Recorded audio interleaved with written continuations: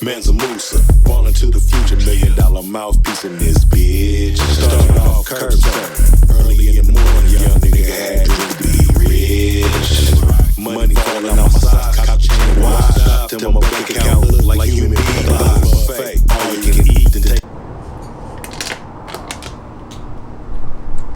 Do I remember when Goin Insane dropped? Yeah, like I was saying, that was kind of an ill time for us because we was coming off Direct from the Backstreets. Direct from the Backstreet was so critically acclaimed and such a, motherfuckers was saying that shit was like a classic album. A lot of motherfuckers was doubting that we could follow up. You know what I'm saying?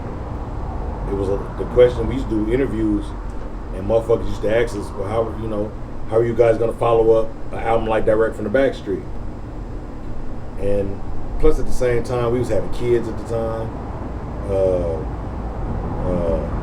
East Palo Alto was the murder capital of the nation. So we was out there trying to survive. We trying not to get murdered. We trying not to go to jail. We rap stars at the same time. We trap star. We on the block. Niggas know us. Niggas know my house, where I live at. So it was a lot of different shit. We had signed the Intimate Records, so we was figuring out the industry at the same time too. We was figuring out how to be signed to a label, and it was a lot of shit that we was learning from, going into the second album. So it was a lot of transitioning, and then the biggest meteor of them all hit when Dr. Dre dropped The Chronic. It seemed like sampling was becoming obsolete. Yep. So we go from an album like Direct from the Backstreet where we got nothing but samples on that motherfucker, and then we going into our second album, and now samples is forbidden. Niggas is looking at you funny if you sampling now, because Dr. Dre came with the all live shit. You know what I'm saying? So us and RBL was, we both came from the sampling era. So we both was kind of like up against the wall, looking at each other like, damn, nigga, what the fuck we gonna do now? For both of our second albums, you know what I'm saying? So we just, we just kind of like said, fuck it, the game has changed, sampling in, so we're gonna start playing shit over. And we just got together, us, me, TNT, Enhancer at that time. During the second album is when we kind of like met the Enhancer and we started fucking with the Enhancer. And Enhancer was giving us new ideas and new, you know what I'm saying? He just had a whole nother perspective of shit than TC had. TC was a musical genius, but the Enhancer gave him that extra little ear, extra little, mouth in his ear, like, maybe you should try this, or maybe you should try to play that over, or maybe we could bring some musicians in and get some live bass and bring some live motherfuckers in to play that instead of sampling it. And TC was like, oh, okay, yeah. I never knew. I always thought the Enhancer was like a keyboard that he was called. I didn't know the Enhancer was another person. For all you watching out there, the Enhancer is an older white man named Don.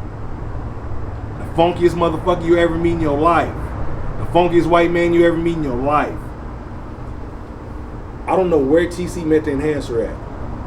And when we first met him, we was looking at T like, are you for real? But when that motherfucker started playing music, and we started working with him and putting that shit together, the first time we started working with it was Goin Insane. We did the whole Goin Insane album with the Enhancer. And that motherfucker's funky, man. He took our shit to a whole nother level, bruh. TC had all the ideas and shit in his head, but Enhancer taught him how to, fuck that sample. We're gonna play that over. Fuck that sample. We're gonna play this shit over. But instead of that, we're gonna put this in it. And that's how Goin Insane came. We still was sampling, but TC was more strategic with the samples. Instead of sampling main songs like Between the Sheets or Cameo or shit, we'll sample the drum pattern and throw a bass line on top of it. Or we'll sample a kick, we'll sample with just bits and pieces of shit and put on top of it and build on top of it to where you don't even know what it is. Yeah. He kind kind of learned how to do that with RBL, Let's Do We Learn album. I was throwing different samples in on the same songs. One song I have 3 or 4 different song samples in one song. Yeah, RBL was sick for that. Yeah, like sort of like a Psycho had Prince, Cameo, Earth, Wind and Fire, and whatever in it. Sly and Family Stone in that motherfucker. You know what I'm saying? Yeah, and you would never know. Yeah. So when TC was coming off of those albums, he kind of figured out, okay, we can't sample no more, so I'm gonna get more creative with the beats and with the drum patterns and the keyboards and shit like that, and then play everything on top of that motherfucking came together, you know. Goin Insane, we was kind of nervous. We was kind of like worried about what we was gonna do, but at the same time, 10 had already wanted to do that in the first place. 10 had already wanted to play live instruments, and he already wanted to go live in the beginning, but we just didn't know. We didn't have the right people at the time. We didn't know what to do at the time, you know. And once we got Intermittent Record behind us, now we got a budget behind us. Now we can hire a motherfucker to come in and play the bass. We can hire another motherfucker to come in and, you know what I'm saying, sing some vocals or something. We started realizing what we could do. And like I said, when Dr. Dre dropped the Chronic and you had to play everything over, we just kind of fell in line. It was like, fuck it. This is what 10 wanted to do anyway. And we did it. You know, we went in there. We made Goin Insane. Jason, even dude from Jason that owned Intermittent Records was telling us, you know, Direct from the Backstreet is a monster record. We got to outdo that shit on the next one. He was putting a lot of pressure on it, man. Y'all got to come hotter on the next one. We're gonna have to do this on the next one. We have to come this on the next one. We spent $15,000 on the video for Backstreet Life. I mean, Here We Go Again. I mean, no, I take that back. That was the first. We did the first video on Goin Insane album. But you know, we're gonna have to go bigger than Direct from the Backstreet. And they was willing to pay for the video. They gave us 15 G's for the Here We Go Again video. It was just more that was being implemented into it. Yeah. Intermittent Records took it seriously, like, oh, you niggas is, yeah, y'all factors. So y'all gonna have to come with it. And we went Goin Insane. We went to the studio Goin Insane, and we just went our bag. Just got creative with it. The production was bringing it out of us. TC was going here with the production, so me and 10 had to go here with the vocals. You know what I'm saying? Yeah. Everything was a step up. Now all eyes was on us. Now we got recognition. Now we famous. Now we popular. Now the record label was behind us. The record label was expecting this out of us. The fans is expecting this out of us. The Bayarea media, the motherfuckers that write the blog, write the interviews and all that shit is looking at us like, what y'all niggas gonna do now? And we just went there for Goin Insane and just knocked it out, bro. You know, we just went there and we went there real serious and real focused and knocked it out. Even on the block, even away from the studio, we used to come back home. Niggas knew what we was doing. All our homies that was around us was looking like, yeah, y'all finna start working on the next one. All right, nigga. Yeah. Everybody be quiet, nigga. Let them niggas think. Let them niggas write. It's like they in the zone now. Yeah, y'all on one now. We could see it in y'all. The way we was moving was real. See, me and Tim was always together. We was always huddled together. We was always kind of, you know what I'm saying? And niggas that was around my brother and niggas that was scooting, niggas that was close, was looking at us like, yeah, okay, y'all about to go into the next one. We need y'all. They was behind us like, yeah, we need y'all to go in on the next one. And really put this motherfucker on the map.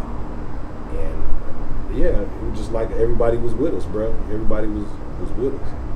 And we put Goin Insane together. We shot the video for Here We Go Again. That was the first time we got the whole town involved in that. We shot some of the video at Intermittent Records. Used to throw these barbecues every year. And they used to have athletes, movie stars, and music stars, and music executives, and all kind of motherfuckers come to their barbecue every year. So this one particular year we shot the video, Here We Go Again. We had Jason Kidd, MC8, Outkast, New Kids on the Block. It was all kind of motherfuckers there. You know, LL was there. Yeah, it was all kind of motherfuckers. So if you go back and go on YouTube and look at the Totally Insane, Here We Go Again video, you see all kind of motherfuckers on there.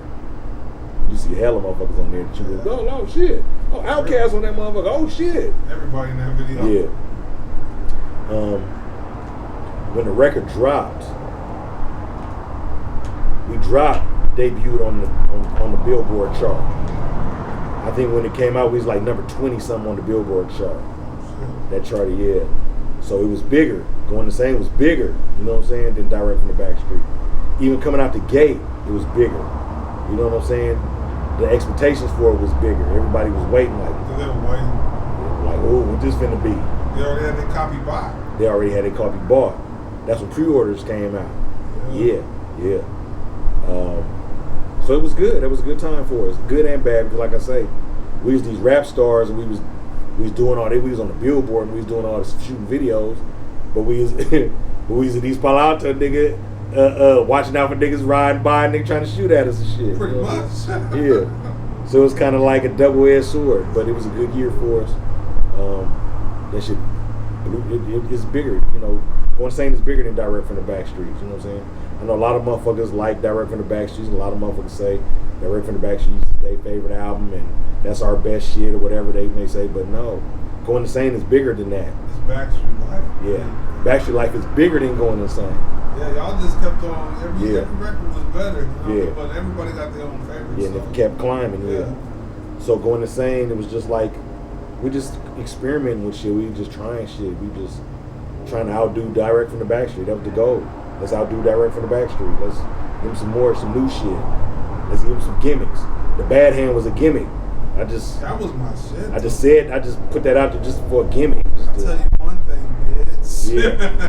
I ain't gonna knock you out with my good hand. I'm gonna slap you with the bad hand. Yeah. Yeah, you know what I'm saying? Just a gimmick, you know.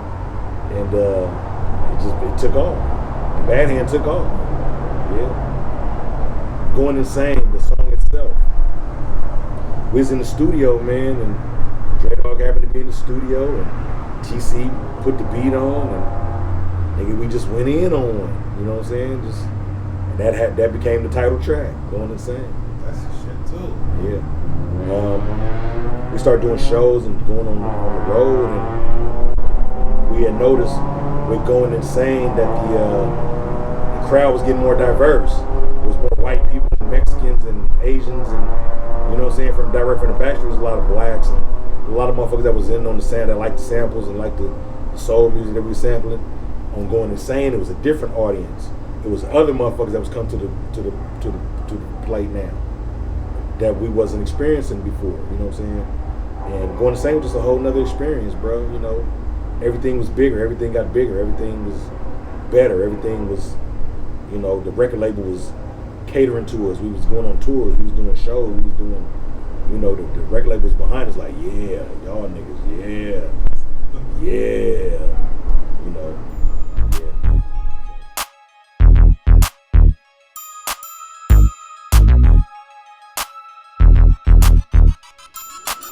The road is mine, get your square ass out the way. I'm en route, location unknown.